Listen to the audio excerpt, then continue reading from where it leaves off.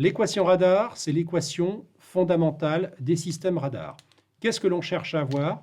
On cherche à avoir la puissance reçue, car pour savoir si on va détecter la cible, il faut avoir une idée de la puissance que l'on va recevoir et de quelles caractéristiques cette puissance dépend. Eh bien, voici l'équation radar, donc qui donne la puissance reçue à l'antenne en fonction d'un certain nombre de caractéristiques.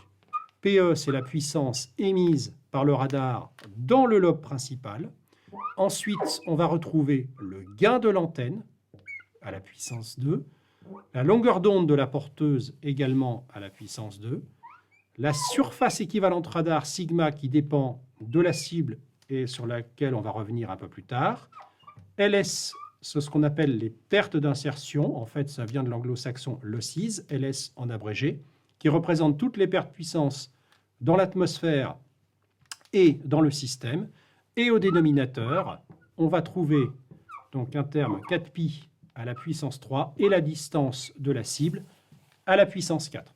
Donc ce que vous voyez, c'est que, en résumé, la puissance reçue dépend des caractéristiques du radar par le biais de la puissance émise, du gain de l'antenne, de la longueur d'onde de la porteuse et des pertes d'insertion, de la cible par le biais de la SER sigma, et enfin de la distance radar-cible par le biais de la distance R, donc qui est à la puissance 4.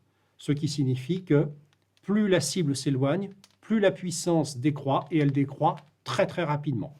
Pour information, lorsque l'on émet, avec un radar primaire, on émet des dizaines de kilowatts et on récupère des picowatts.